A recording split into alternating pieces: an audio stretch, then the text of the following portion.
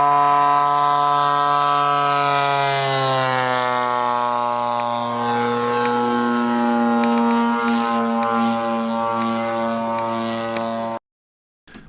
is how the RocHobby high-speed Swift Delta Wing comes out of the box.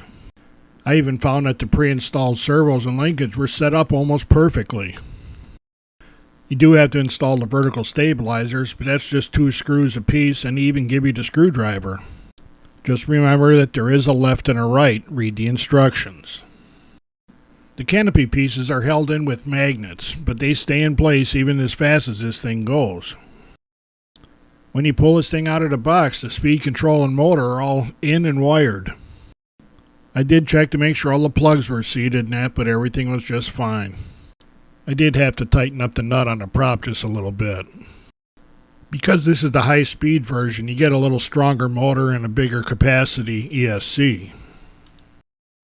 Hand-launched pushers make me nervous, but they have this guard that extends below the prop. You still want to be very careful hand-launching this plane and make sure that you follow through with your hand. That'll get you out of the way of the prop. From the bottom we can see the pre-installed servos and the reinforced control surfaces. And they have a molded in place for you to grip it when you're launching this thing by hand. This puts your hand in the right spot as far as the CG goes and makes launching it easier. In addition to the guard back by the prop, they added a nose wheel to this plane. And that wheel is set in so it's out of the wind stream, but it works really well when you're landing.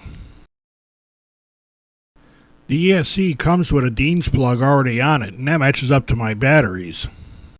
Another nice thing is that they label the wires for the control surfaces.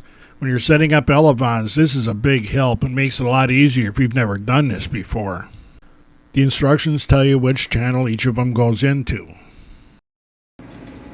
One of the last things I had to do is bind the radio and make sure that the control surfaces are working the way they're supposed to. Then I can pull out the bind plug, power it down, and we're ready to go. Before putting the prop back on, I made sure that the motor was rotating in the right direction, and it was. And this was my last check to make sure that my elevons are going the way they're supposed to.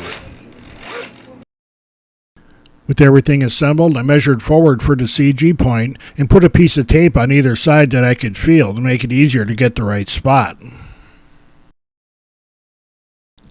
Then I can flip it over and put my fingers on the edge of that tape and know that I'm in the right spot to make sure that the CG is set right. And it came out just right with the battery cheated forward just a little bit in the compartment.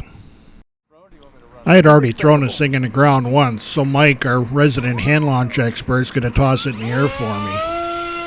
And this is where I found out that they weren't kidding when they said some up trim to start with is a good thing. But we got it straightened out. And this is where the cameraman found out that this is a little airplane that's fast and has hardly any cross section to it, so it's hard to see when it comes by. And this is only half speed. The up and down motion you see in this thing right now is me getting the elevator trimmed right. It actually took quite a bit of up trim to fly straight and level at speed. It was getting real clear that getting as much footage as we normally do on a preview is going to be pretty difficult with this thing because it just flat disappears if you get on the gas. You can see that my turns are pretty sloppy, and that's because my mind's telling me to use a rudder that this plane doesn't have. Once I realized what my fingers were doing, it got easier to turn this thing. Something I would suggest you do as soon as you get this thing trimmed out is start shooting some landing approaches. I thought at first that maybe the radio wasn't shutting the motor off all the way, but this is just how good it glides. You shut the motor off and it just keeps going. I kept working my way back and finally wound up shutting the motor off way before I thought I should. And I still had to force it down a little bit when it came in for the landing. These things fly with so much up trim in it that you do have to hold the nose down a little bit on landing. Then you get to see how good that little wheel works.